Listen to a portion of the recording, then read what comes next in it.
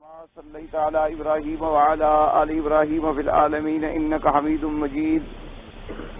قال الله تبارك وتعالى في كلامه المجيد: أعوذ بالله من الشيطان الرجيم. بسم الله الرحمن الرحيم.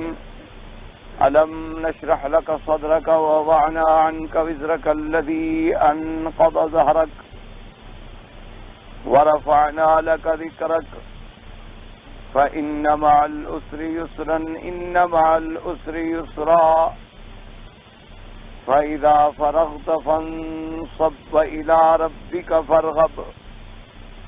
قال المؤلف والمفسر رحمه الله تعالى: أدام النفع بعلومه وعلومكم في الدارين آمين. إلى أن قال: وقوله تبارك وتعالى: فإن مع العسر يسرا إن مع العسر يسرا. أخبر تعالى أن مع العسر يوجد اليسر ثم أكد هذا الخبر. اب اللہ تبارک و تعالی نے سورۃ الانشراح کے اندر حضور پاک صلی اللہ علیہ وسلم کی تسلی کے لیے ارشاد فرمایا کہ فإن مع العسر یسرا، کہ تحقیق ہر تنگی کے بعد آسانی ہے. یعنی جب تنگی آئے گی تو اس کے بعد آسانی بھی آئے گی. تو اگر ابتدائے اسلام میں، ابتدائے زمانہ بعثت میں حضور پاک صلی اللہ علیہ وسلم اور آپ کے صحابہ کرام رضوان اللہ علیہم اجمعین کو بڑی بڑی تکالیف کا سامنا کرنا پڑا، بڑی بڑی مشقتیں برداشت کرنی پڑیں، لیکن اللہ پاک نے آپ کو تسلی دی کہ آپ اطمینان فرمائیں، اس تنگی کے بعد جو آسانی ہے وہ آنے والی ہے. بس اس میں مفسرین کرام رحمت اللہ علیہم اجمعین کے دو قول مبارک ہیں. بعض مفسرین کرام نے تو فرمایا ہے کہ یہ وعدہ صرف حضور پاک صلی اللہ علیہ وسلم کے اور آپ کے صحابہ کے لیے ہے کہ تحقیق آپ کو تنگی کے بعد ہم آسانی دیں گے. اور اللہ نے وہ وعدہ پورا فرما دیا. مکہ فتح ہو گیا، مدینہ فتح ہو گیا، سارے علاقوں پہ اسلام کا پرچم لہرا گیا، اور صحابہ کے زمانے میں ماشاءاللہ کیسر اور کسرا اور فارس فتح ہو گئے. تقریباً 22 لاکھ مربع میل پر اسلام کا پرچم لہرا گیا. تو وہ صحابہ کرام رضوان اللہ علیہم اجمعین جن کی گزر اوقات صرف پانی اور کھجور پہ ہوتی تھی، اموال غنیمت کے ڈھیر لگ گئے ان کے قدموں میں. تو بعض علماء نے فرمایا کہ یہ وعدہ صرف حضور پاک صلی اللہ علیہ وسلم اور آپ کی جماعت مقدسہ یعنی صحابہ رضوان اللہ علیہم اجمعین کے ساتھ ہے، باقی امت کے ساتھ نہیں ہے. اور بعض علماء نے فرمایا کہ نہیں، یہ حکم عام ہے، یعنی یہ سنت اللہ ہے کہ اگر تنگی آئے تو پھر آسانی بھی آتی ہے. جیسے دن رات آئے تو پھر دن بھی روشن ہوتا ہے، بیماری ہو تو پھر صحت بھی ہوتی ہے، یعنی عمومی طور پر یہ سب کے لیے. تو ہم مفسر رحمت اللہ علیہ فرماتی ہیں کہ اللہ نے خبر دی ان مع العسر کے تحقیق تنگی کے ساتھ جو ہے آسانی آئے گی، اور پھر اسی کو مؤکد کیا، فرمایا ان مع العسر یسرا. قال ابن ابي حاتم حدثنا ابو زرع قال حدثنا محمود بن غيلان قال حدثنا حميد بن حماد بن ابي خوار ابو الجهم قال حدثنا عائد بن شريح قال سمعت انس بن مالك رضي الله تعالى عنه يقول كان النبي صلى الله عليه وسلم جالسا على وجه فقال لو جاء العسر فدخل هذا الحجر لجاء اليسر حتى يدخل عليه ويخرجه. اس حدیث پاک میں حضرت انس بن مالک رضی اللہ تعالیٰ عنہ فرماتے ہیں کہ حضور صلی اللہ علیہ وسلم تشریف فرماتے، آپ بیٹھے ہوئے تھے اور آپ کے ساتھ ایک پتھر پڑا تھا. حضور پاک صلی اللہ علیہ وسلم نے مثال عطا فرمائی، فرمایا کہ اگر تنگی آ کے اس پتھر کے اندر داخل ہو جائے، سمجھانے کے لیے، یعنی پتھر دیکھو کیسا صلب ہے، سخت ہے، اس کے اندر داخل ہونا تو بڑا مشکل ہے، لیکن اگر کوئی مصیبت، کوئی تنگی اس پتھر کو بھی چیر کے اندر داخل ہو جائے تو اللہ آسانی بھی اس میں داخل کر دیں گے، اور وہ آسانی آ کر اس تنگی کو نکال دے گی. یعنی جب تنگی آتی ہے چاہے اتنی شدید کیوں نہ آ جائے، لیکن اللہ اس کو پھر آسان فرما دیتے. فانزل اللہ عز وجل فإن مع العسر يسرا إن مع العسر يسرا. ورواه ابو بکر البزار في مسنده عن محمد بن معمر عن حمید بن عماد به ولفظه لو جاء العسر حتى يدخل هذا الحجر لجاء اليسر حتى يخرجه. انہوں نے بھی اس سند کے ساتھ ان الفاظ مبارک کے ساتھ روایت بیان فرمائی کہ اگر کوئی تنگی یا مصیبت آ کے اس پتھر میں داخل ہو جائے تو اللہ آسانی کو بھی داخل کریں گے تاکہ وہ اس کو نکال دے. ثم قال فإن مع العسر يسرا إن مع العسر يسرا. ثم قال بس لا نعلم رواه عن انس الا عائذ بن شريح. مفسر فرماتے ہیں کہ اور کوئی سند سے ہمیں یہ روایت نہیں ملی اور ہمیں یہ تحقیق بھی نہیں ہو سکی کہ حضرت انس سے عائذ بن شریح نے یہ روایت کی ہو. قلت وقد قال فيه ابو حاتم الرازي في حديثه ضعف. مفسر رحمۃ اللہ علیہ فرماتے ہیں کہ ابو حاتم نے تحقیق فرما دی ہے کہ عائذ بن شریح کی روایات میں ضعف پایا جاتا ہے. ولكن رواه شعبة عن معاوية بن قرة عن رجل عن عبد الله بن مسعود رضی اللہ تعالی عنہ موقوفا. مفسر رحمۃ اللہ علیہ فرماتے ہیں لیکن دوسری سند کے ساتھ یہ روایت حضرت عبداللہ بن مسعود رضی اللہ تعالی عنہ سے بھی موجود ہے لیکن انہوں نے موقوفاً روایت کی ہے. موقوف کا معنی ہوتا ہے کہ صحابی اپنی بات پر ختم کر دیں. مرفوعاً معنی ہوتا ہے کہ صحابی کہے کہ میں نے حضور پاک سے سنا ہے صلی اللہ علیہ وآلہ وسلم. وقال ابن ابی حاتم حدثنا الحسن ابن محمد بن الصباح قال حدثنا ابو قتل قال حدثنا المبارك بن فضالة عن الحسن قال كانوا يقولون لا يغلب عسر واحد يسرين اثنين. کہ وہ صحابہ فرمایا کرتے تھے کہ تنگی کا ذکر جو ہے وہ ایک دفعہ آیا, آسانی کا ذکر قرآن میں 2 دفعہ آیا, تو بہرحال 2 آسانیوں پر ایک تنگی جو ہے وہ غالب نہیں آ سکتی. وقال ابن جرير حدثنا ابن عبد العلا قال حدثنا ابن سرن بن حسن قال خرج النبي صلى الله عليه وسلم يوما مسرورا فرحا وهو يضحك. وجه قرآن سے خالی کوئی غلب عسر يسرين لن يغلب عسر يسرين فإن مع العسر يسرا إن مع العسر يسرا. حضرت انس روایت حضرت حسن روایت فرماتی ہیں کہ خرج النبی صلی اللہ علیہ وسلم, حضور پاک صلی اللہ علیہ وسلم ایک دن اپنے گھر مبارک سے نکلے تو آپ بڑے خوش تھے, آپ ہنس رہے تھے. حضور صلی اللہ علیہ وآلہ وصحابہ وسلم تسلیما کثیرا کثیرا. اللہ کے کروڑوں صلاۃ و سلام ہوں آپ کی ذات مبارک پر. عام عادت میرے آقا کی یہ تھی کہ آپ تبسم فرماتے تھے, زیادہ کھل کے نہیں ہنستے تھے, لیکن کبھی کبھی حضور پاک صلی اللہ علیہ وسلم سے ہنسنا بھی ثابت ہے. حضور صلی اللہ علیہ وسلم کبھی کبھی کسی خوشی کے موقع پر تو آپ کا ہنسنا جو ہے وہ بھی احادیث مبارکہ میں ثابت ہے, ورنہ آپ کی عادت پاک جو تھی کان یبتسم, حضور تبسم فرماتے تھے, مسکراتے تھے لیکن زیادہ ہنستے نہیں تھے. لیکن کبھی کبھی ایسے واقعات بھی آئے ہیں کہ حتی بدت نواجذہ, اور صحابہ کہتے ہیں کہ حضور پاک اتنے خوش تھے ایسے ہنسے کہ ہم نے آپ کی داڑھ مبارک بھی دیکھی. تو اس لیے کبھی کبھی ایسے حالات آتے تھے, اور اسی لیے صحابہ کرام رضوان اللہ علیہم اجمعین فرماتے ہیں کہ جب حضور صلی اللہ علیہ وسلم کے چہرے پر خوشی کے آثار ہوتے تھے تو چاند بھی شرماتا تھا. اس لیے حضور صلی اللہ علیہ وسلم کو اللہ نے جو جمال عطا فرمایا, ورنہ عام طور پر حضور زیادہ سوچ میں ہوتے تھے, زیادہ اپنی امت کے لیے حضور صلی اللہ علیہ وسلم حزن میں اور دعاؤں میں اور اللہ کی طرف توجہ میں زیادہ مشغول ہوتے تھے. لیکن کبھی کبھی آپ کی طبیعت مبارک پر بھی خوشی کے آثار اللہ پاک نصیب فرما دیتے. تو صحابہ کہتی ہیں کہ ایک دن ہم نے دیکھا کہ حضور پاک بہت خوش ہیں, بڑے مسرور ہیں, بہوا یضحک, اور آپ ہنس بھی رہے ہیں اور ساتھ فرما رہے ہیں کہ لن یغلب عسر یسرین, کہ ایک تنگی 2 آسانیوں پر غالب نہیں ہو سکتی.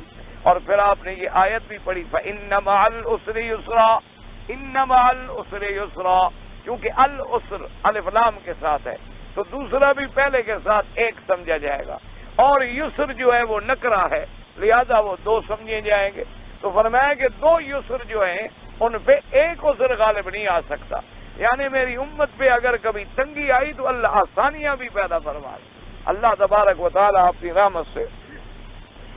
اسے مفسر رحمۃ اللہ علیہ فرماتی ہیں کہ اس روایت کو ذکر کرنے کے بعد وقضا رواه من حديث او في العربي يونس بن عبيد الحسن مرسلا وقال سعيدا قتادة ذكر لنا ان رسول الله صلى الله عليه وسلم بشر اصحابه بهذه الآية فرماتی ہیں کہ ہمیں یہ بات بھی پہنچی ہے کہ حضور پاک نے اپنے صحابہ کو خوشخبری سنائی اس آیت مبارک کے ساتھ اور فرمایا لن یغلب عسر یسرین ومعنى هذا ان العسر معرف في الحالين فهو مفرد واليسر منکر فعدد فعدد.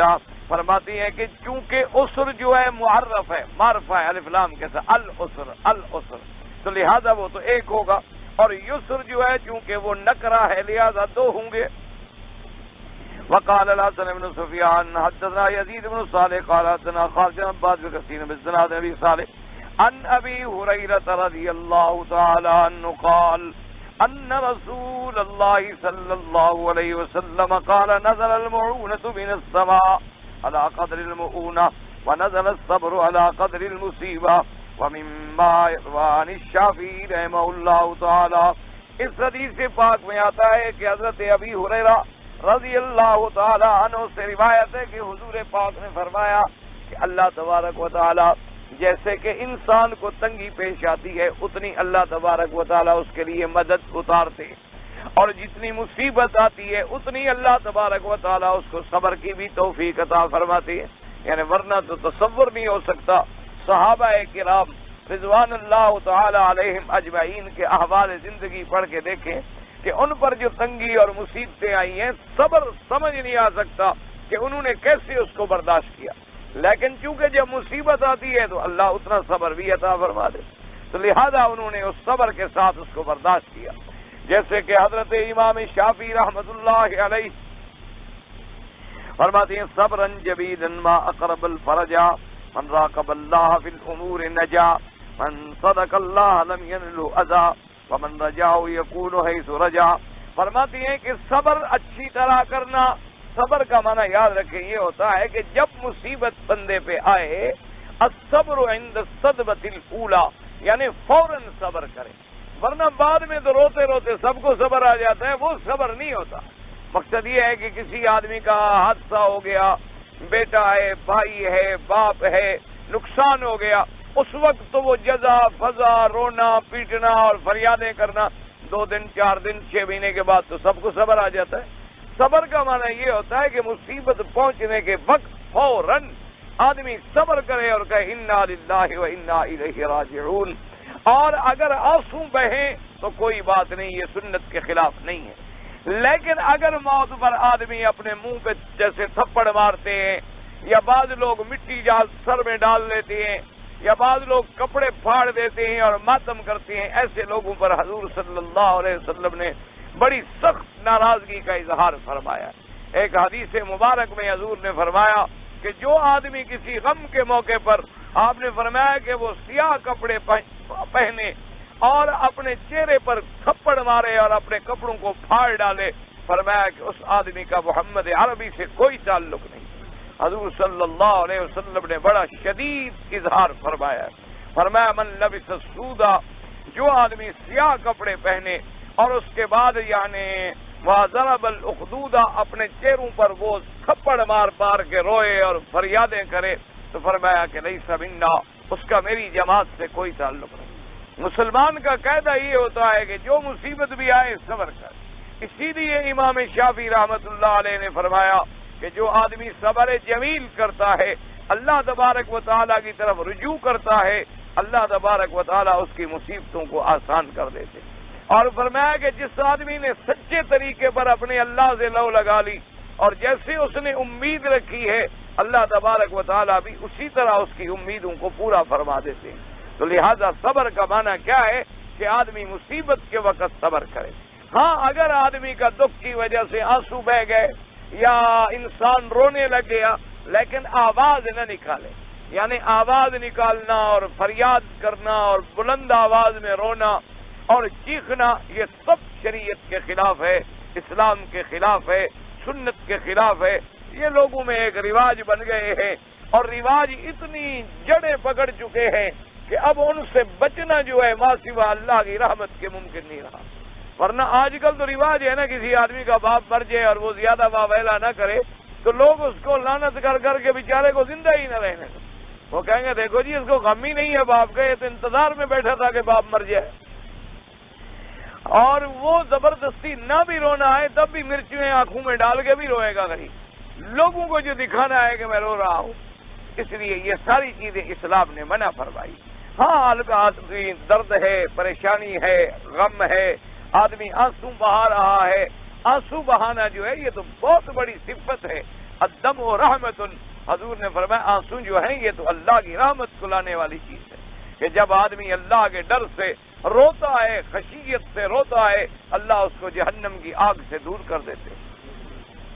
اور اسی طرح فرماتی ہیں کہ ابو حاتم سجستانی نے بھی کہا اذا اشتملت الریاسی القلوب وذاق لما به الصدر الرحیم، کہ جب آدمی پر مصیبتیں آ جاتی ہیں اس کا دل تنگ ہو جاتا ہے، فاوطات المکاری واطمأنت وارست فی اماکن الخطوب، اور اگر اس پر مصیبتوں نے آ کے ڈیرے جما لیے ہیں، ولم تر انکشاف الضر وجہا ولا اغنا بعیدته القریب، اور کوئی عقل مند آدمی اس سے نکلنے کا بھی کوئی راستہ نہیں رکھتا، اتاک علی قنوط منک غوث یمن بہ اللطیف المستجیب، جب تم نا امید ہو جاتے ہو تو اس وقت مدد آ جاتی ہے اس پروردگار عالم کی جو دعائیں سننے والا ہے۔ وکل الحادثات اذا تناحت وموصولا بالفرج القریب، تمام حادثات کی انتہا جب ہوتی ہے تو اللہ پاک اس کے لیے کوئی آسانی بھی پیدا فرما دیتی ہے۔ ورب نازت یضیق بہ الفتى فران وعند اللہ من المخرج کملت فلما استحکمت حلقاتها فرجت وکان یظنها لا تفرج، جو کہتے ہیں مفسر رحمت اللہ علیہ کہ بہت مصیبتیں ایسی ہوتی ہیں کہ جب وہ آدمی پہ نازل ہوتی ہیں انسان کا دل تنگ ہو جاتا ہے، لیکن اللہ تبارک و تعالیٰ اس سے بھی کوئی نہ کوئی نکلنے کا راستہ پیدا فرما دیتی ہیں، اور فرماتی ہیں کہ جب مصیبتیں آ کر اپنی زنجیروں کو جکڑ لیتی ہیں وہ کھل جاتی ہیں، لیکن اللہ تبارک و تعالیٰ کی شان ہے، حالانکہ بندہ سمجھتا تھا کہ میں اس مصیبت سے نہیں نکل سکوں گا، لیکن اس مصیبت سے پھر اللہ پاک کوئی نہ کوئی راستہ پیدا فرما دیتے ہیں۔ اس لیے حکم ہے من یتق اللہ یجعل لہ مخرجا، کہ جو آدمی تقوی اختیار کرے، اللہ سے ڈرے، اللہ پاک ہر مصیبت سے اس کے نکلنے کے لیے کوئی نہ کوئی راستہ پیدا فرما دیتے ہیں۔ یعنی آپ اسی سے اندازہ کریں صحابہ کرام رضوان اللہ تعالی علیہم اجمعین کی زندگیوں پر آپ نظر ڈالیں، اور اسی طرح تابعین، اسی طرح ائمہ مجتہدین، ائمہ محدثین، ائمہ فقہاء، اللہ کے اولیاء، صدیقین اور شہداء، ان کی زندگیوں پہ نظر ڈالے کہ ان کی زندگیوں میں کیسے کیسے مصیبتوں کے پہاڑ ٹوٹ پڑے، لیکن انہوں نے صبر کیا، اللہ تبارک و تعالیٰ نے ان کے لیے ایسے راستے پیدا فرما دیے کہ بعض اوقات ایسا بھی ہوا کہ اللہ کے دین میں جان کی قربانیاں دے دی، لیکن اس کے بعد اللہ نے ایسی عزت دی جو زندگی سے بھی بڑھ گئی۔ اللہ تبارک و تعالیٰ نے موت کے بعد عزت عطا فرما دی، اللہ تبارک و تعالیٰ نے شہادت کی موت عطا فرما دی، موت کے بعد اس کے نام کو اتنا عزت بخشی کہ جو زندگی میں بھی نہیں ملی تھی۔ اس لیے انسان کو چاہیے کہ ہر وقت وہ اپنی لو جو ہے اللہ تبارک و تعالیٰ کے ساتھ لگا کے رکھے۔ فرماتی ہیں وقولہ تعالیٰ فَإِذَا فَرَغْتَ فَانصَبْ وَإِلَىٰ رَبِّكَ فَارْغَب، أي إذا فرغت من أمور الدنيا وأشغالها وقطعت علائقها فانصب إلى العبادة وقم إليها نشيطا فارغ البال وأخلص لربك النية والرغبة۔ اللہ پاک نے فرمایا فَإِذَا فَرَغْتَ فَانصَب، اے میرے پاک پیغمبر صلی اللہ علیہ وسلم، فَإِذَا فَرَغْتَ مِنْ أُمُورِ الدُّنْيَا، جب آپ دنیا کے معاملات کو نمٹا لیں، دنیا کے کام آپ سر انجام فرما لیں اور دنیا کے علائق سے آپ فارغ ہو جائیں، تو اب آپ اللہ کی عبادت کے لیے کھڑے ہو جائیں، اللہ کی عبادت کے لیے تیار ہو جائیں، اور اپنے رب کے لیے نیت بھی اسی کے لیے اور عبادت بھی اسی کے لیے خالص کریں، کیونکہ عبادت تب قبول ہوتی ہے جب خالص اللہ کے لیے ہو۔ ہمیشہ یاد رکھیں کہ عبادت وہی اللہ کے یہاں منظور ہوگی جو اللہ کے لیے ہو، خالصتاً اللہ کے لیے ہو۔ دو چیزیں ہیں عبادت کے اندر، ایک عبادت اللہ کے لیے ہو اور ایک سنت رسول اللہ کے موافق۔ تو اللہ پاک اپنے پیغمبر کو حکم دے رہے ہیں کہ جب اگر آپ، چونکہ حضور کو دنیا کے معاملات بھی تھے، گھروں کے معاملات، اہل و عیال کے معاملات، بچوں کے معاملات، صحابہ کی زندگیوں کے احوال کے معاملات، فرمایا ان سے اگر فارغ ہو جائیں تو پھر آرام نہیں بلکہ اپنے رب کی عبادت میں کھڑے ہو جائیں، اب آپ تیار ہو جائیں اپنے اللہ کی عبادت کے۔ تو تمام انبیاء علیہم الصلاۃ والتسلیم جو ہے وہ کس کی عبادت کرتے تھے؟ اللہ کی عبادت کرتے تھے. اور یاد رکھو میرے عزیز، اللہ تبارک و تعالیٰ سے دعا کرو اللہ ہمیں مسئلے کے سمجھنے کی توفیق عطا فرما دے. جتنی عبادت ہے اور عبادت کے جتنی قسمیں ہیں، یاد رکھیں وہ تمام کی تمام کس کی ذات کے لیے ہیں. اب آپ الحمدللہ حج کرنے آئے ہیں، حج عبادت ہے، کس کے لیے؟ اللہ کے. آپ نے عمرہ کیا، عمرہ عبادت ہے، کس کے لیے؟ اللہ کے لیے. آپ طواف کریں گے، طواف عبادت ہے، کس کے لیے؟ اللہ. آپ نماز پڑھیں گے، نماز عبادت ہے، کس کے لیے ہوگی؟ اللہ کے. رکوع ہے، سجود ہے، اسی طرح زکوٰۃ ہے، صدقات ہے، خیرات ہے، یعنی جتنی انواع عبادات ہیں وہ خالص کس کے لیے ہوں گے؟ اللہ کے لیے. بس ایک بنیادی عقیدہ بنا لیں، یاد رکھیں. اور اسی کے ساتھ ایک عقیدہ سمجھ لیں کہ یہ جب ہم دعا مانگتے ہیں، یہ دعا مانگنا بھی عبادت ہے یا نہیں؟ بس ایک مسئلہ ہے بنیادی سمجھنے والا، جو ہمارے بعض بھائیوں کو غلط فہمی لگ جاتی ہے اور وہ بیچارے یہ سمجھ لیتی ہیں کہ جو یا کہے گا وہ تو عاشق ہے اور جو یا نہیں کہے گا وہ عاشق نہیں ہے. اصل بنیادی مسئلہ سمجھیں کہ دعا جو ہم مانگتے ہیں یہ دعا بھی عبادت ہے یا نہیں. اس کا مسئلہ کون حل کرے گا؟ قرآن. یا کون حل کرے گا؟ حضرت محمد الرسول اللہ صلی اللہ علیہ وسلم. اب قرآن میں دیکھو، وقال ربکم ادعونی استجب لکم. اللہ نے فرمایا مجھ سے مانگو، میں تمہاری دعائیں سنوں گا اور تمہاری حاجتیں پوری کروں گا. تو جہاں جہاں دعا کا لفظ آیا ہے وہاں ساری دنیا کی تفسیریں دیکھ لیں، کوئی دعا کا لفظ کرے گا، کوئی عبادت کرے گا کہ میری ہی عبادت کرو، مجھ سے ہی دعا مانگو. اچھا، اور حضور پاک نے کیا فرمایا؟ آپ نے فرمایا الدعاء مخ العبادت، کہ دعا عبادت نہیں بلکہ عبادت کا مغز ہے. یعنی جیسے مغز کے بغیر عقل ہے، تو دعا جو ہے گویا یہ عبادت کا مغز اور خلاصہ ہے. اور حضور پاک نے ہمیں کیا سمجھا دی؟ اچھا، اب اگر دعا عبادت ہے تو عبادت کس کے لیے تھی؟ بس یہی ایک مسئلہ ہے سمجھنے والا کہ جب ہم کہیں گے یا اللہ، یا رحمان، یا رحیم، یا حی یا قیوم، یا ذا الجلال والاکرام، یا رب البیت العتیق، یا رب البیت العتیق، تو اس حرف ندا کے ساتھ ہم کیا کر رہے ہیں؟ پکار رہے ہیں، دعا کر رہے ہیں، استغاثہ کر رہے ہیں. اور یہ پکار، استغاثہ، ندا جو ہے عبادت ہے. اور یہ عبادت کس کی ذات کے لیے ہے؟ صرف اللہ کی ذات کے. اب اگر جیسے ہم نے پکارا یا حی یا قیوم، یا ذا الجلال والاکرام، یا اللہ، یا ربا، جب ہم اپنے اللہ کو پکار رہے ہیں تو اب یہ بھی دیکھیں، اب مثلا ہم یہاں بیٹھے ہیں، کوئی ہم میں اردو بولنے والا، کوئی انگریزی، کوئی فارسی، کوئی عربی، کوئی سندھی، کوئی پشتو، کوئی پٹھان، کوئی عجم، کوئی عرب، کوئی زبان.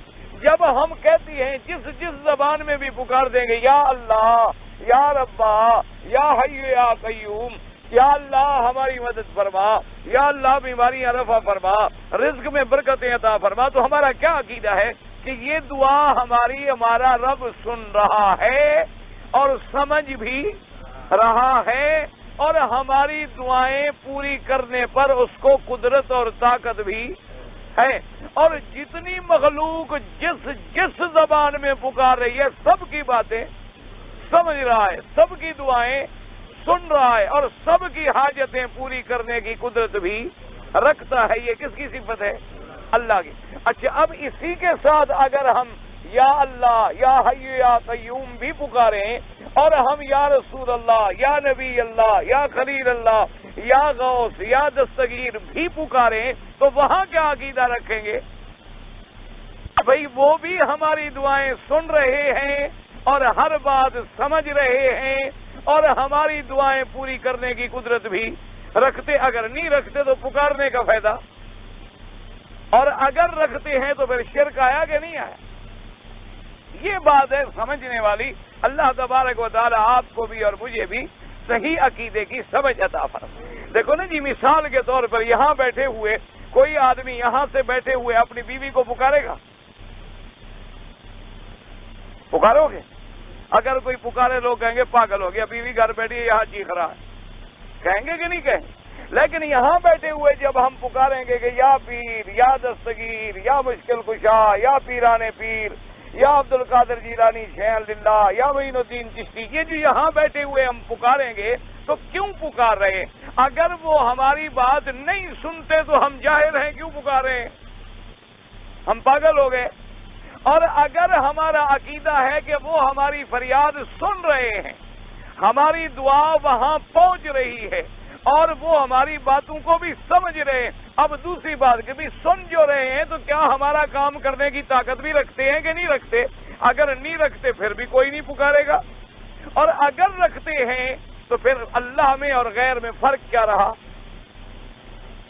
اسی کا نام شرک۔ اسی لیے اللہ تبارک و تعالیٰ کے نبی نے حکم فرما دیا، فرمایا اذا سألت فاسأل من اللہ، میرے مدنی پاک سرکار کا حکم سنیں، فرمایا اذا سألت فاسأل من اللہ، جب سوال کرو تو کس سے کرو؟ اور فرمایا فاذا استعنت فاستعن باللہ، جب مدد پکڑو تو کس کے ساتھ پکڑو؟ وَإِذَا تَوَكَّلْتَ فَتَوَكَّلْ عَلَى اللَّهِ، اور فرمایا جب توکل اور بھروسہ کرو تو کس پہ کرو؟ یہ کس کا حکم ہے؟ حضرت محمد مصطفیٰ۔ میرے بھائی اللہ پاک سے دعا کرو، اللہ پاک ہم الحمدللہ ہم نبیوں کے بھی غلام، صدیقوں کے بھی غلام، شہیدوں کے بھی غلام، اولیاء اللہ کے بھی غلام، لیکن ہمارا یہ عقیدہ ہے اللہ کے کعبے میں چاہے کوئی راضی ہو ناراض ہو، خدا خدا رہے گا، مصطفیٰ مصطفیٰ رہے گا، ولی ولی رہے گا۔ ولی کو ہم نبی نہیں بنائیں گے، نبی کو ہم خدا نہیں بنائیں گے۔ ایک کھلی سی بات ہے، چاہے کسی کو ناراضگی ہو چاہے کوئی راضی ہو، اللہ تبارک و تعالی ہمیں حق بات کہنے کی توفیق، کیونکہ ہم نے اللہ کی رضا کے لیے جو بات اللہ کے دین میں سیکھی، ہم تو 5 دفعہ دن میں کھڑے کہتے ہیں ایاک نعبد و ایاک نستعین، کہ تیری ہی عبادت کرتے ہیں اور تجھ ہی سے مدد مانگتے ہیں۔ تو جب تجھ ہی سے مدد مانگتے ہیں، جو کوئی اگر علی سے مدد مانگے گا ہم کہیں گے شرک ہے، نبی سے مانگے گا ہم کہیں گے شرک ہے، اگر کوئی غیر جبریل سے مانگے گا ہم کہیں گے شرک ہے۔ یہ لوگوں کا جو عقیدہ ہے نا کہ من دون اللہ سے مراد صرف وہ ہیں جو بتوں سے مانگتے تھے، یہ غلط فہمی ہے۔ اگر بتوں کے علاوہ مانگنا جائز ہوتا تو پھر عیسیٰ علیہ السلام سے مانگنے والے بھی موحد ہوتے، نصرانی بھی تو عیسیٰ علیہ السلام سے مانگتے ہیں، یہودی بھی تو عزیر علیہ السلام سے مانگتے ہیں، عزیر تو اللہ کا نبی ہے، عیسیٰ علیہ السلام بھی اللہ کے نبی ہیں، پھر وہ تو مسلمان ہوتے پکے۔ اصل بات یہ ہے کہ اللہ کے سوا کسی غیر کو ندا، استغاثہ اور پکارنا جو ہے یہ شرک ہے، کیونکہ آدمی پکارتا اسی کو ہے جو پکار سننے والا ہے، جو پکار کو سمجھنے والا ہے، اور جو پکار سننے کے بعد ہماری حاجتوں کو پورا کرنے والا ہے۔ اب دیکھیں کہ کعبے کے دروازے پہ لاکھوں بندے کھڑے ہیں، لاکھوں زبانوں میں کھڑے ہیں، ہر آدمی اپنی اپنی زبان میں پکار رہا ہے، لیکن مالک سن رہا اور مالک سمجھ رہا، اور جب کوئی نہیں سنتا تو سننے والا وہی ہے، اور جب کوئی نہیں سمجھتا تو سمجھنے والا وہی ہے۔ جبکہ اللہ تبارک و تعالی امن یجیب المضطر اذا دعا، اس لیے یا حرف ندا ہے، یا پکار کے لیے ہے، اس لیے علماء نے فرمایا کہ تم جب یا اللہ کہتے ہو تو اب یہ حرف کہیں اور نہ لگاؤ تاکہ کوئی بندہ عقیدہ توحید کے بجائے شرک میں مبتلا نہ ہو جائے۔ ایک اصول سمجھیے، یہ معنی نہیں نعوذ باللہ حضور کی شان کا انکار ہے، حضور کی شان کا انکار ہو تو مسلمان ہو سکتا ہے، حضور پاک کے کلمے کا انکار ہے تو مسلمان ہو سکتا ہے، اگر حضور کے نام مبارک سے کسی کو انکار ہو تو نہ اس کی اذان ہے، نہ نماز ہے، نہ تکبیر ہے، نہ عبادت ہے، نہ اس کا خطبہ ہے، نہ جمعہ ہے، اس کی تو کوئی عبادت ہی نہیں۔ لیکن عقیدہ کیا ہوگا کہ اللہ کی وحدانیت، اللہ کی الوہیت، اللہ کی ربوبیت، اللہ کے صفات، اور اسی طرح انبیاء کی نبوت و رسالت، اولیاء کی ولایت و کرامت، ہر کسی کو جو اللہ نے مقام دیا ہے، جو اللہ نے حدود بنائے ہیں، اسی حدود کے اندر رہنا ہوگا، تب آدمی مسلمان بنے گا۔ اگر اللہ کے حدود کو توڑے گا، اللہ رحمت فرمائے پھر حدود سے نکل جائے۔ اس لیے فرماتے ہیں اس حدیث مبارک کے اندر بھی اور اس بزرگ نے بھی کہ اللہ نے حکم دیا اپنے نبی کو کہ جب آپ کام سے فارغ آرام یا میری عبادت کرو. جب نبی اللہ کی عبادت کرے تو ہم کس کی کریں؟ فَإِذَا فَرَغْتَ فَانْصَبْ وَإِلَىٰ رَبِّكَ فَارْغَب. ومن هذا الكبير قوله صلى الله عليه وسلم في الحديث المتفق على صحته لا صلاة بحضرة طعام ولا وهو يدافعه الأخبثان.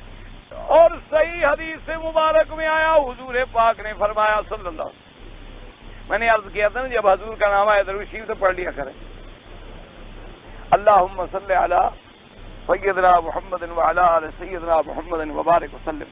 حضور پاک سرکار نے فرمایا کہ اگر روٹی کھانا آ جائے اور نماز کا بھی وقت ہو جائے پہلے کھانا کھا لو بعد میں نماز پڑھو. اسی طرح فرمایا کہ اگر حمام جانے کی پیشاب وغیرہ کی حاجت ہو جائے تو یہ نہیں کہ میں قابو کر کے کھڑا ہے میں جلدی جلدی نماز پڑھ لوں بعد میں پیشاب کروں. فرمایا نہ پہلے جا کے فارغ ہو جاؤ کیونکہ ایسا نہ ہو کہ دل تمہارا وہاں اٹکا رہے دل کھانے میں لگا رہے اور تم نماز میں کھڑے رہو. جیسے کہ حضرت امام ابو حنیفہ رحمت اللہ علیہ اللہ کے کروڑوں رحمتیں ہوں ائمہ کرام پر.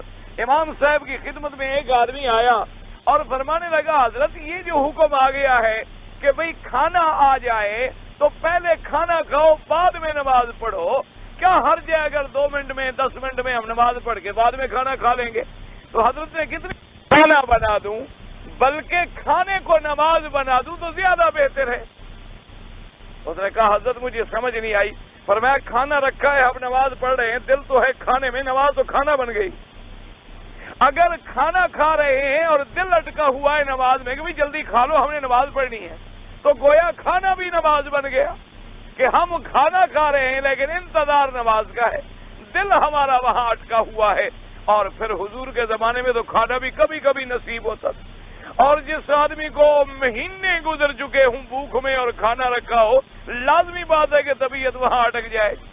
اچھا اسی طرح آدمی کو مثلا اب حرم میں کھڑا ہے نماز ہونے والی ہے پیشاب کی تقاضا ہے تو یہ نہ کرے وہ کہ اس کو زبردستی کنٹرول کرے نا چلا جائے وضو کرے جتنی نماز مل جائے الحمدللہ جتنی رہ جائے اپنی پوری کر لے. اور اگر جماعت بھی نکل گئی ہے تو دوسری جماعت میں شامل ہو جائے.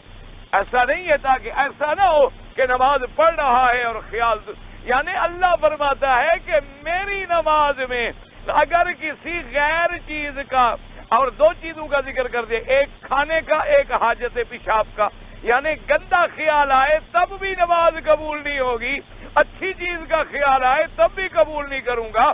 قبول تو تب ہے جب خالص میرے لیے. ایک ہے دل میں خیال آ جانا وہ اللہ نے معاف کر دیا وہ اللہ نے معاف کر دی.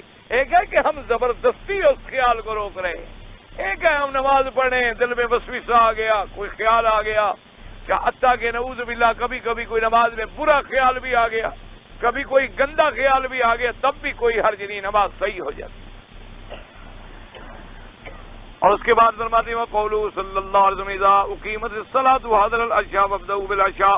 حضور نے فرمایا کہ اگر نماز کھڑی ہو جائے اور کھانے کا وقت بھی آ جائے تو پہلے کھانے کی ابتدا کرو. قال مجاہد فی حاضر اذا فرغت من امر الدنيا فقمت الى الصلاة فانصب لربك وفي روایت ان اذا قمت الصلاة فانصب في حاجتك. فرمایا کہ جب امور دنیا سے فارغ ہوں تو اب نماز کے لیے آپ کھڑے ہو جائیں. اور بعض علماء نے فرمایا کہ جب نماز سے فارغ ہو جائیں تب بھی دل اللہ سے لگائیں اللہ سے اپنی حاجتیں مانگیں. وعن ابن مسعود رضی اللہ تعالیٰ عنہ اذا فرغت من الفرائض فانصب في قیام اللیل. حضرت عبداللہ ابن مسعود رضی اللہ تعالیٰ عنہ فرماتی ہیں اللہ نے حکم دیا کہ میرا مدنی محمد مصطفیٰ صلی اللہ علیہ وسلم فَإِذَا فَرَغْتَ فَانْصَبْ. کیا معنی؟ فرمایا فَإِذَا فَرَغْتَ مِنَ الْفَرَائِض. ایسا نہیں کہ فرائض پڑھ لیں نا پھر رات کو تہجد کے لیے بھی اٹھیں اور محنت کریں عبادت میں کھڑے ہو جائیں. یا ایھا المزمل قم اللیل الا قلیلا. اللہ پاک نے حکم دیا کہ میرا مدنی رات کو اٹھ کر بھی عبادت کریں تہجد پڑھیں. یہ ساری عبادت میرا مدنی کس کے لیے کرتے تھے؟ اتنی اس کے بعد بھی عقیدہ سمجھ نہ آئے تو آدمی کیا کرے کہ اللہ کے انبیاء جس کے آگے گڑ گڑاتے ہیں دعائیں مانگتے ہیں عرض کرتے ہیں فریاد کرتے ہیں زاری کرتے ہیں رب انی مغلوب فانتصر رب انی مسنی الضر وانت ارحم الراحمین لا الہ الا انت سبحانک انی کنت من الظالمین الا تغفر لی وترحمنی اکن من الخاسرین ربنا ظلمنا انفسنا. اتنا بھی آدمی سارا قرآن بھی پڑھ جائے اور پھر بھی نبیوں کو یہاں سے پکارتا رہے تو پھر اللہ ہدایت. اللہ تبارک و تعالی ہمارے سینوں کو کھول دے اور ہمیں صحیح عقیدے نصیب فرما دے. اور اس کے بعد فرماتی ہیں وعن ابن ایاز نحوه فی روایت ان ابن مسعود رضی اللہ تعالی عنہ فانصب الى ربک فارغب بعد فراغک من الصلاة وانت جالس. وقال علی بن ابی طالب فاذا فرغت فانصب یعنی فی الدعاء. حضرت ابن عباس رضی اللہ تعالی عنہ نے بھی تفسیر میں فرمایا کہ میرا بدنی جب عبادت سے فارغ ہو جائے تو مجھ سے دعا مانگے مجھ سے مجھے پکاریں. وقال زید بن سمذاق فاذا فرغت ای من الجهاد فانصب في العباده والى ربك فارغب قال اجعل نیتك ورغبتك الى الله عز وجل. انہوں نے بھی فرمایا کہ جب جہاد کے امور سے فارغ ہو جائیں تو اب عبادت کے اندر دل لگائیں محنت کریں. اور فرمایا کہ وَإِلَىٰ رَبِّكَ فَارْغَب. حضرت ثوری رحمت اللہ علیہ فرماتی ہے کہ کیا معنی کہ اپنی نیت اور رغبت بھی خالص اللہ کے لیے ہو, اس کے اندر بھی کسی غیر کو شریک نہ کریں. الحمدللہ سورۃ الانشراح کی تفسیر جو ہے اللہ نے اپنی رحمت سے پوری کر دی. زندگی باقی تو اللہ باقی بھی نصیب فرمائیں گے.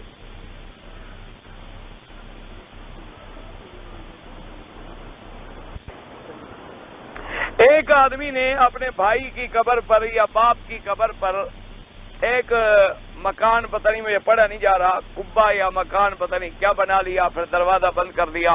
بہرحال ایک بات یاد رکھیں, حضور صلی اللہ علیہ وعلا آلہ واصحابہ وسلم تسلیما کثیرا کثیرا نے حکم دیا ہے کہ قبر جو ہے کوئی مسلمان ایک بالش سے اونچی نہ رکھے. یہ حکم ہے محمد مصطفیٰ. اور حضور پاک نے فرمایا نہ تو اس پر چونا کریں, نہ اس پر کوئی پتھر لگائیں, فرمایا نہ اس پر کوئی مکان بنائیں, نہ اس پر کوئی کبے تعمیر کریں. ان تمام چیزوں سے منع کیا ہے آمنہ کے لال حضرت محمد مصطفیٰ صلی اللہ علیہ وسلم. اور حضور نے فرمایا کہ اگر اس کے اعمال اور عقیدہ بہتر ہے تو قبر چاہے کچی ہے چاہے جیسی ہے روضۃ من ریاض الجنہ, اللہ اسی کو جنت کا ٹکڑا بنا دیتے ہیں. اور اگر اس کے اعمال بھیڑے ہیں چاہے قبر آپ کسی چیز کی بنا لے حفرۃ من حفرۃ النیران, وہ جہنم کے گڑھوں میں سے ایک گڑھا. تو قبر پر مکان بنانا, قبرہ بنانا, تعمیر کرنا, کتبہ لگانا, لکھنا, یہ جیسے ہمارے یہاں رواج ہے لوگ کتبہ لگا کے لکھ دیتے ہیں کہ مولوی محمد بکی کی قبر ہے. یہ بھی شریعت میں حرام ناجائز, شریعت کے اندر منع ہے.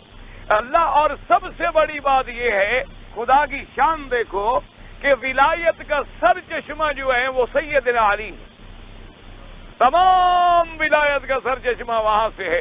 اللہ کے پاک پیغمبر نے سیدنا علی کو حکم دے کے بھیجا.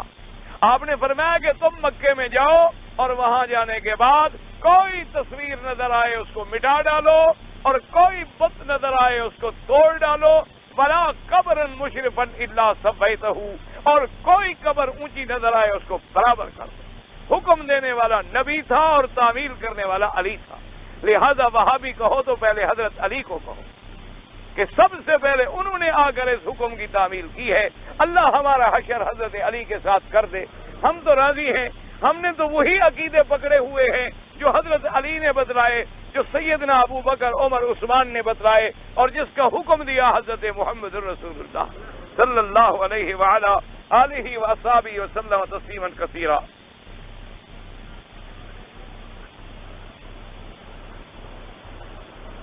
کہتا ہے جی جب دوزخی قیامت والے دن دوزخی دوزخ میں جائیں گے, جنتی جنت میں, موت کو ذبح کر دیا جائے گا, اس وقت مسلمانوں میں سے کون لوگ جہنم میں رہیں گے؟ کوئی جہنم میں نہیں رہے گا. وہ تو جب جن کو پہلے سزا ملنی تھی وہ بھی بھگت کے جنت میں آ گئے. یہ تو آخری وقت ہے, یعنی کل جنت میں آنے والے جنت میں آ گئے اور جہنم میں جانے والے جہنم میں چلے گئے. تو پھر موت ایک لایا جائے گا دمبا, وہ ہوگا کبشن املح, حدیث پاک میں آتا ہے کہ دمبا ہوگا اور سیاہ آنکھوں والا. تو اللہ کے فرشتے آگے پوچھیں گے جنت والوں سے کہ یہ کیا ہے جانتے ہو؟ وہ کہیں گے ہم نہیں جانتے، وہ کہیں گے یہ موت ہے، اور اس کے بعد اللہ حکم دیں گے کہ اس کو ذبح کر دو۔ فرمایا جائے گا یا اہل الجنت خلود و یا اہل النار خلود، جنت والے اب تم ہمیشہ جنت میں اور جہنم والے اب تم ہمیشہ جہنم۔ یہ تو آخری سٹیج ہے، یعنی جب شفاعت ہو گئی، جنہوں نے نکلنا تھا وہ نکل آئے، جنہوں نے بچنا تھا وہ بچ آئے، جنہوں نے سزا بھگتنی تھی وہ بھگت آئے۔ آخر میں جا کر جب جنت والے جنت میں پہنچ گئے، اب کوئی ایسا نہیں رہا جو جہنم میں ہو، اور جہنم والے جہنم میں چلے گئے۔ اب فیصلہ ہو گیا، جہنم ان کے لیے اوپر بند کر دی گئی، حکم دے دیا جائے گا اخسؤوا فیہا ولا یتکلمون، ہمیشہ آپ پڑے رہو اس میں، اب تمہیں بولنے کی بھی اجازت نہیں۔ اسی سے میں نے سنا ہے کہ روزانہ جو آدمی 7 طواف کرے عمرے کا ثواب ملتا ہے۔ یہ سنا ہے والے مسئلے بڑے مشکل ہوتے ہیں۔ اللہ کے بندے طواف ہے، عمرہ ہے، لیکن مکے میں رہتے ہوئے اس ایک طواف کا ثواب بھی عمرے سے زیادہ ہے۔ عمرہ وہ ہوتا ہے جو تم اپنے وطن سے آتے ہوئے کرتے ہو، وہ تو حج کے برابر ہے۔ اسی طرح کوئی آدمی مدینہ منورہ سے آتے ہوئے عمرہ کرے، کیونکہ وہ میقات کا عمرہ ہے۔ یہاں سے رہتے ہوئے چھوٹا عمرہ کرنا جو ہے، وہ امام ابو حنیفہ رحمۃ اللہ علیہ، امام شافعی رحمۃ اللہ علیہ اور اکثر ائمہ کے نزدیک جائز ہے، منع نہیں، لیکن مکے میں رہتے ہوئے طواف جو ہے اس سے زیادہ افضل ہے۔ باقی یہ علماء نے لکھا ہے کہ جتنی دیر تم عمرے میں لگاتے اتنی دیر تو کم از کم طواف میں لگاؤ، یعنی اگر عمرے میں 2 گھنٹے لگتے ہیں، 2 گھنٹے میں کتنی طواف ہو جائیں گے؟ تو لہذا یہ زیادہ بہتر اور زیادہ ثواب۔ یہ نہیں بتا دیا تھا کہ ٹیلی ویژن وغیرہ کا کام جو ہے اس سے بچنے کی کوشش کرو۔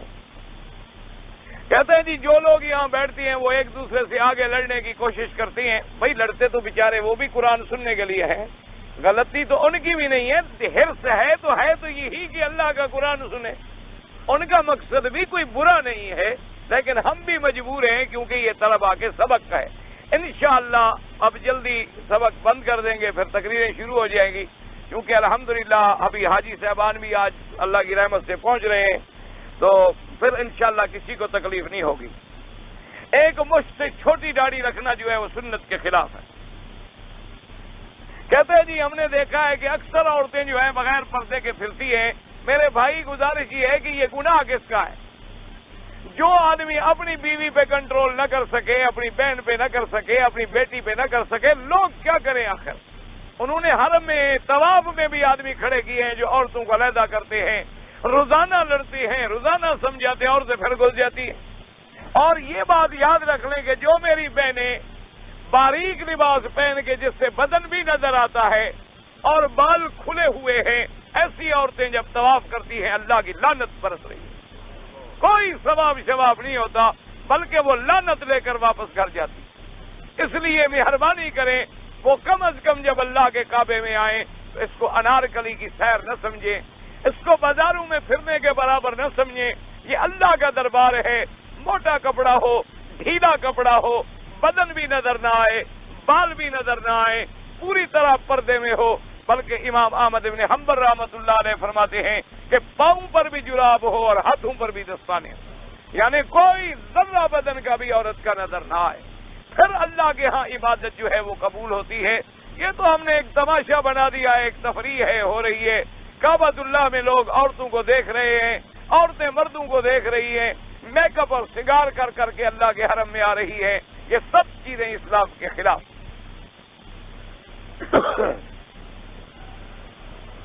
میں نے عمرہ کیا تھا اور حلق نہیں کیا، مجھ پر دم ہو گیا، بالکل ہو گیا دم، طاقت نہیں ہے تو پھر روزے رکھ لو۔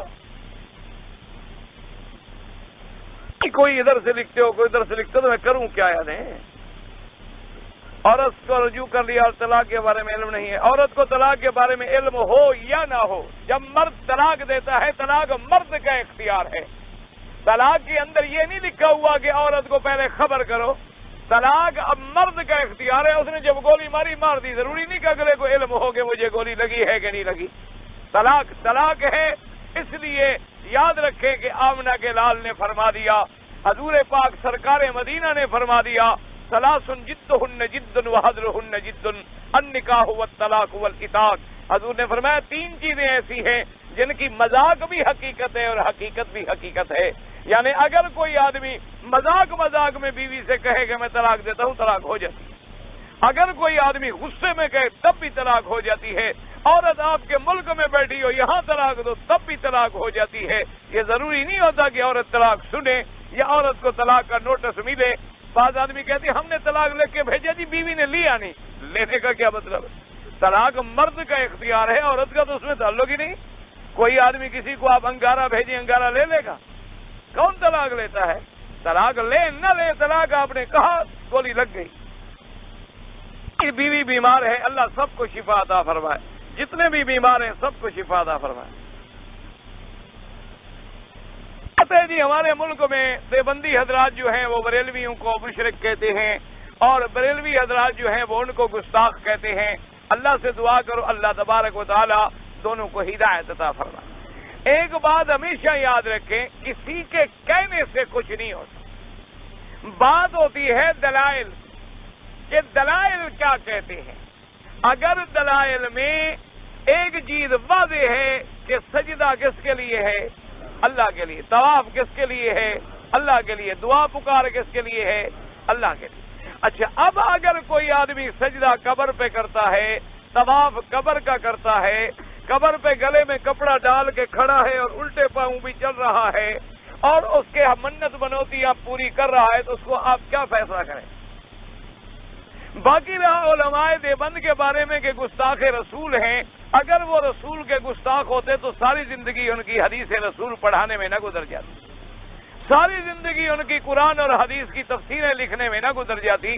تو دونوں دلائل آپ کے سامنے ہیں، فیصلہ آپ نے کرنا ہے۔ اگر ان کے دلوں میں حضور کی شان میں کمی ہوتی تو ختم نبوت کے لیے وہ پھانسیوں پہ نہ چڑھ جاتے۔ اگر ان کے دلوں میں شان میں کمی ہوتی، آج صحابہ کے نام پہ شہید کون ہو رہے ہیں؟ ختم نبوت پہ کون شہید ہوا ہے؟ قادیانیوں کا مقابلہ کس نے کیا ہے؟ فرقہ باطلہ کو کس نے للکارا ہے؟ اور کس نے بخاری اور نسائی اور مسلم اور ابی داؤد اور ابن ماجہ اور اللہ کے قرآن اور حدیث کی تفسیریں اور شرحیں لکھی ہیں؟ تو بات سمجھ آ گئی کہ حق والا کون ہے اور باطل والا کون ہے۔ ایک اصولی بات ہے کہ ایک طرف حلوے والا ہے اور ایک طرف نبی کے نام پہ پھانسی چڑھنے والا ہے۔ اب حق کا فیصلہ آپ خود کر لیں کہ ان دونوں میں کون ہے۔ باقی اللہ تبارک و تعالی سب کو صحیح بات سمجھنے کی توفیق دے۔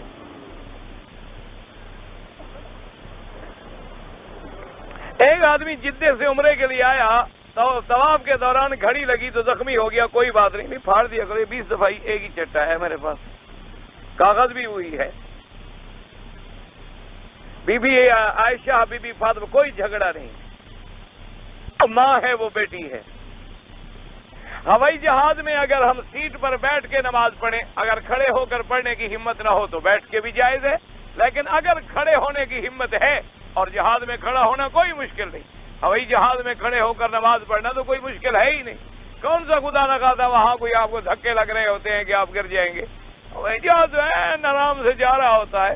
بہرحال مجبور ہو تو بیٹھ سکتا ہے، مجبور نہ ہو تو نہیں بیٹھ سکتا۔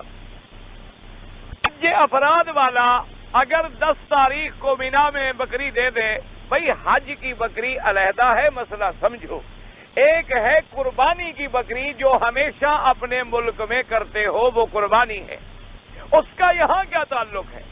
اگر چاہو تو وہ قربانی بھی یہاں کر سکتے ہو، یا اپنے ملک میں خط لکھ دو، وہ قربانی آپ کی آپ کے ملک میں ہو جائے، بات ختم ہو۔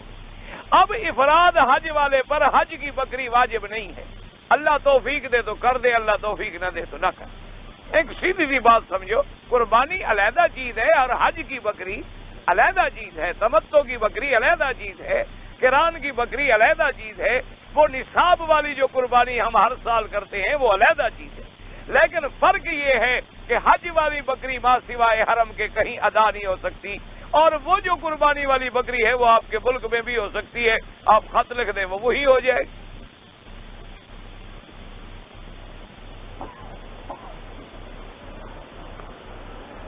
میں دمام چلا گیا، پھر واپس آ گیا، قربانی ہم ہر سال کرتے ہیں، یہ میں نے بتا دیا ہے، ابھی وہی مسئلہ ہے جو میں نے بتا دیا۔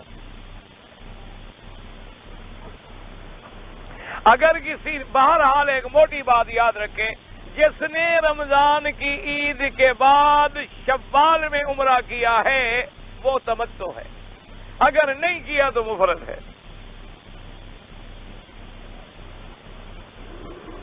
یہ وہی مسئلہ ہے جو میں نے بتا دیا. اگر ہم آب زمزم سے کھانا وغیرہ پکائیں کوئی حرج نہیں، پکا سکتے ہیں. چائے میں ڈال سکتے، بالکل ڈال سکتے ہیں، کوئی منع نہیں.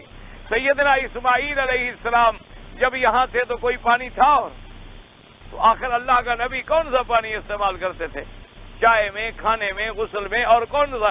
اگر زمزم کا بے ادبی ہوتی تو اللہ کے نبی حضرت اسماعیل جو ابا ہیں حضرت محمد مصطفیٰ کے، یعنی وہ زمزم سے بے ادبی کرتے تھے.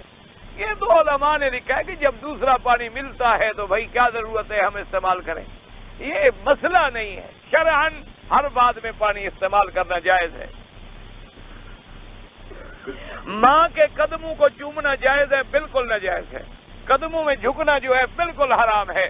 حضور پاک نے منع فرمایا کہ کوئی بندہ کسی کے آگے جھکے یا کوئی آدمی بلا وجہ ماں کے قدموں کو چومے، یہ منع ہے. اللہ تبارک و تعالیٰ نے اجازت نہیں دی ہے. جو آدمی حج کی بکری نہ دے سکے تمتع کی، وہ 3 روزے رکھے گا.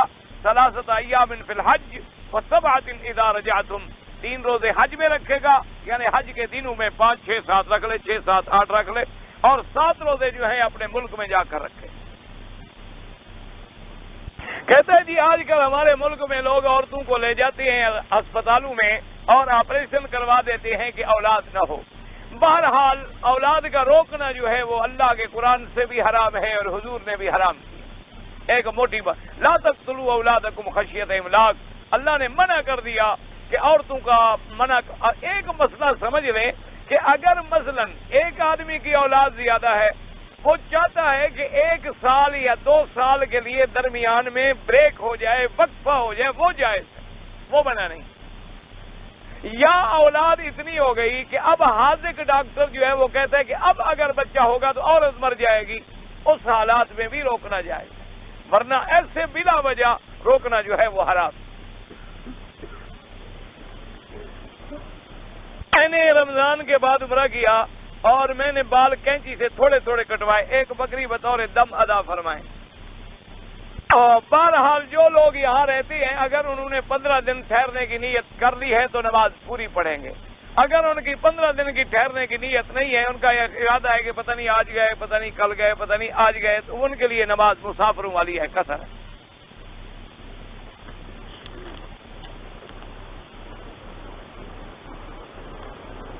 بہرحال ہی سیدھی سی بات ہے کہ اگر آپ نے شوال میں عمرہ کیا ہے تو آپ کو 1 بکری تمتع کی دینی ہے بس.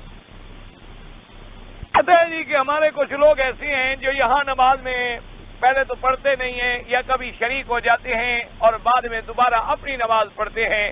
ان کا عقیدہ یہ ہے کہ یہاں نماز نہیں ہوتی. بہرحال ہم تو وہی دعا کرتے ہیں اللہ ان کو ہدایت. ہم تو اللہ کے کعبے میں بیٹھ کے دعا کرتے ہیں، لیکن یہ مسئلہ سمجھ لیں کہ جن کی اللہ کے کعبے میں بھی نماز نہ ہو اور محمد کے روضے پر بھی نماز نہ ہو، کہیں ملک میں بھی کہیں نہیں ہوتی. ایک سیدھی بات یاد. اور اگر یہ عقیدہ ہے کہ یہ امام وہابی ہیں، ان کے پیچھے نماز نہیں ہوتی، تو پھر حج بھی نہیں ہوتا. حج بھی تو وہی امام پڑھاتے ہیں. جیسے نماز فرض ہے، حج بھی فرض ہے. اگر نماز نہیں ہوتی تو پھر حج بھی نہیں ہوتا اور بھی عبادات نہیں ہوتی. تو بہرحال یہ بڑی بدقسمتی ہے. دعا کریں اللہ ہدایت. اللہ تبارک و تعالیٰ ان کو بھی بات سمجھنے کی توفیق دے کہ وہ بھی بیچارے حق کو حق سمجھیں اور باطل کو باطل سمجھیں، اور اللہ جماعت سے کسی کو محروم نہ کرے. جن کی نماز صبح صادق سے پہلے بالکل سنت کے مطابق ہوتی ہے غلط میں، داڑھی الحمدللہ تمام ائمہ کی ہے. جن کی آپ کو چھوٹی نظر آتی ہے ان کی ہے ہی چھوٹی، تو کہاں سے لے آئے وہ بیچارے. جن کی پوری ہے ان کی پوری ہے.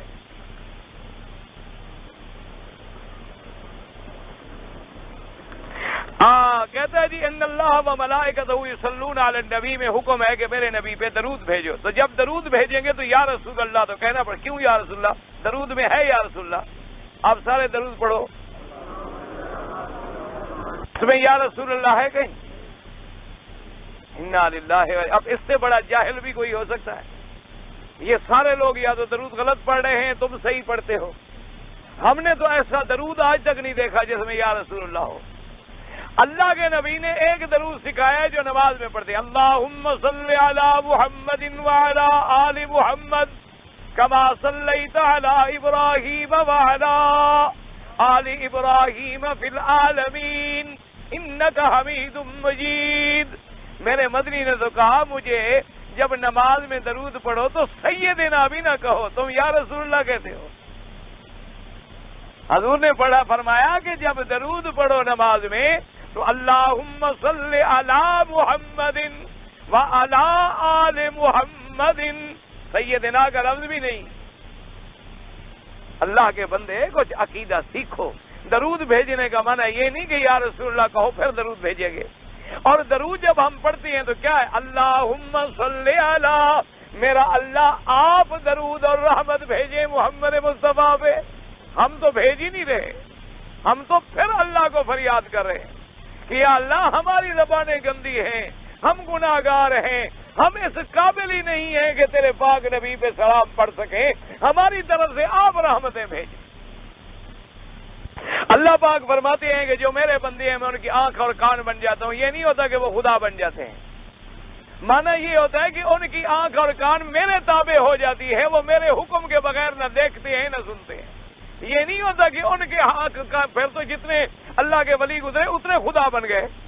انا للہ و انا الیہ راجعون، کوئی عقل کی بات کرو۔ معنی یہ ہوتا ہے کہ میرا بندہ جب میرے تابع ہو جاتا ہے تو گویا اس کا کان ہاتھ سما میں بن جائے۔ کیا مانا؟ کہ میرے حکم کے بغیر وہ سنتا نہیں، میرے حکم کے بغیر وہ بولتا نہیں، میرے حکم کے بغیر وہ دیکھتا نہیں، میرے حکم کے بغیر وہ چلتا نہیں، تو گویا اس نے اپنی رضا کو میری رضا میں مٹا دیا ہے، ورنہ بندہ بندہ رہے گا، خدا خدا رہے گا۔ اسی کا نام تو شرک ہے کہ اللہ کو سب ولیوں میں لے آؤ۔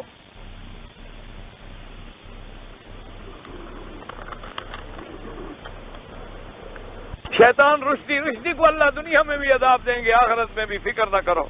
وہ اس وقت بھی جس عذاب میں گزر رہا ہے نا، اس سے جا کے پوچھو کہ کیا، وہ تو روز مرتا ہے بدبخت، روز مرتا ہے۔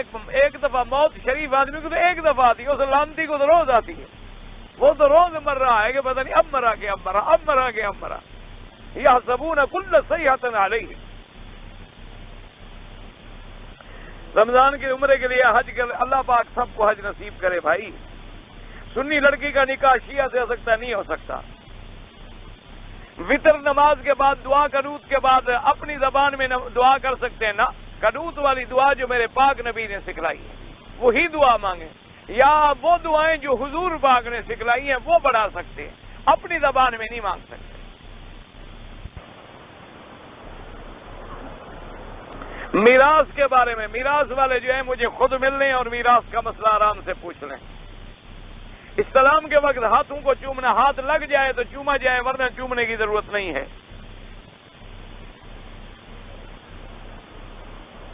ہم ڈیوٹی بھی کریں اور حج بھی کریں، جب حج قریب آ جائے مسئلے سمجھ لینا انشاءاللہ۔ حضا اما ہاجرہ، اما ہاجرہ کے والد کا نام کیا تھا؟ مجھے اپنے دادے کا نہیں آتا، مجھے بی بی ہاجرہ کے بھی ابے کا نام پوچھتا ہے، عجیب بات ہے۔ طواف کے دوران باتیں کر سکتے ہیں، کیا کون سی باتیں جو دین کے ساتھ تعلق رکھے، مسئلہ ہو شریعت کا، کوئی مسئلہ ہے، کوئی دین کی بات ہے، دنیاوی باتیں نہیں۔ ہماری ٹکٹ حج کے آخری دن ہے، اگر ہم صبح کنکریاں مار کے چلے جائیں، یعنی ابھی صرف جانے کا فکر ہے، حج تو کرو خیر ہوگی انشاءاللہ، کنکریاں مار کے جانا، کنکریاں چھوڑ کے نہ جانا۔ آب زمزم کے ساتھ جو لوگ کفن بھی لے جاتے ہیں بدعت ہے۔ قرآن پاک پڑھ سکتے ہیں، طواف میں پڑھ سکتے ہیں۔ میں نے والدین نے حج نہیں کیا، خدا نے مجھے پیسے دیے، والدین کو حج کراؤں؟ بالکل کراؤ۔ امام ابو حنیفہ رحمۃ اللہ علیہ کے نزدیک 48 میل کم سے کم سفر ہونا چاہیے۔ باقی حج کے مسائل میں آپ جب انشاءاللہ حج کا وقت آئے گا میں بتا دوں گا۔ اگر ایک عورت کے ہاں بچے کی پیدائش متوقع ہے تو خامد رات کو مینا میں قیام کیے بغیر مکے سے سیدھا میدان عرفات لے جائے، ہاں بالکل جا سکتا ہے۔ دعا سیدھی اللہ سے مانگیں جیسی قرآن میں ہے۔ والد فوت ہو گیا، حج بدل کرا سکتا ہے، لیکن جب کراؤ تو کسی عالم سے مسئلہ پوچھ کر کرانا۔ خواب کی تعبیر، مجھے خواب نہیں سمجھ آتے بھائی، کسی خواب والے سے پوچھ لو۔ ایسے خام بس آدمی کا صدقہ دیا جا سکتا، صدقہ، ہاں بھائی صدقہ خیرات جائز ہے۔ بندوق کے ساتھ شکار کرے پرندہ مر جائے تو وہ حلال نہیں ہوتا، تیر کے ساتھ بسم اللہ پڑھے تو حلال ہوتا ہے، کیونکہ وہ تیر جو ہے اندر سے نکل جاتا ہے، بندوق جو ہے یوں مارتی ہے اس کو گولی۔ حجر اسود کو استلام کریں تو پاؤں کا رخ جیسے جا رہے ہیں کھڑے ہوئے اس طرف رخ کر لیں بسم اللہ اللہ اکبر، یا جیسے چل رہے ہیں کھڑے ہو کے بسم اللہ اللہ اکبر، دونوں باتیں جائز ہیں۔ حضور صلی اللہ علیہ وسلم کی داڑھی مبارک ایسے گول تھی جیسے چاند کا حالہ ہے۔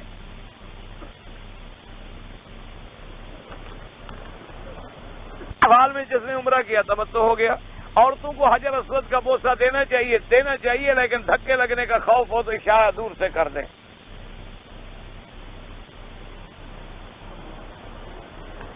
پہلے رقم دے کر غلام خریدے جاتے تھے، اب رقم دے کر غلام خریدے جاتے، مجھے نہیں پتا بھی کہاں خریدے جاتے تھے، مجھے خرید دو اگر ملتا ہے تو۔ ایسے جھوٹی باتیں کرنا جو ہے کوئی طریقہ ہے؟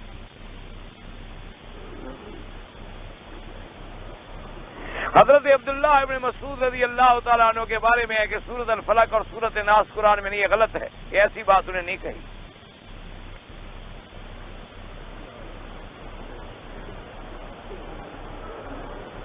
ذوالقعدہ سے پہلے کوئی عمرہ نہیں کرنا، جو آ گئے رہ گئے بس رہ گئے۔ قرضہ پر اوپر بہت ہو گیا ہے، استغفار زیادہ پڑا کریں، استغفر اللہ الذی لا الہ الا هو الحی القیوم واتوب الیہ۔ اگر یہ نہ آئے تو استغفر اللہ استغفر اللہ استغفر اللہ، جو بھی آئے استغفار کرنے سے انشاءاللہ قرضہ بھی اتر جائے گا اور رزق میں بھی برکت ہوگی۔ ہمارے ملک میں نماز پڑھنے کے بعد زور زور سے لا الہ، آپ کے ملک میں کیا نہیں کرتے بھائی؟ دعا کرو اللہ پاک ان کو بھی ہدایت دے، اللہ ہمیں بھی ہدایت دے۔ آپ کے ملک میں تو ماشاءاللہ دین بھی اپنا ہے، نماز بھی اپنی ہے، عبادت بھی اپنی ہے، ماشاءاللہ سنی شیعہ کے ساتھ تعزیے میں کھڑا ہے، وہ اس کے ساتھ کھڑا ہے، وہ اس کے ساتھ کیا نہیں کرتے۔ اللہ تبارک و تعالیٰ بس ہدایت عطا فرمائے، سب کو سنت پر چلنے کی توفیق عطا فرمائے۔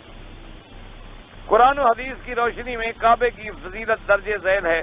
زمزم رکن یمانی ایک اونٹ کے مطابق 70 پیغمبر 90 پیغمبر، مجھے تو آج تک یہ سمجھ نہیں آیا، ایک اونٹ کے مطابق کیا لکھا ہے، کیا اشتہار ہے، کیسا لوگ پڑھتے ہیں۔ تبلیغی جماعت والے بالکل حق جماعت ہے، ان کا گلہ نہ کیا کریں، اللہ پاک آپ کو توفیق دے۔ اگر آپ توفیق کام کی نہیں کر سکتے تو اہل اللہ اللہ والوں کا گلہ بھی نہ کیا کریں۔ ایک آدمی مسجد میں سنت پڑھ رہا تھا، پتہ نہیں تسبیح کر رہا تھا، سلام کرو، جو نماز پڑھے اس کو کیوں سلام کرو؟ مسجد میں داخل ہوں لوگوں پر سلام علیکم، کیوں سلام علیکم ڈالیں؟ کوئی آدمی بیٹھے ہیں تو سلام علیکم کرو، نہیں بیٹھے ہیں تو نہ کرو۔ بیت اللہ شریف کی ابتدائی تعمیر حضرت ابراہیم علیہ السلام نے نہیں، ابتدائی تعمیر فرشتوں نے کی، فرشتوں کے بعد آدم علیہ السلام نے کی، پھر شیس علیہ السلام نے کی، اس کے بعد کئی پیغمبروں نے کی، حضرت ابراہیم علیہ السلام نے تو بہت بعد میں کی ہے۔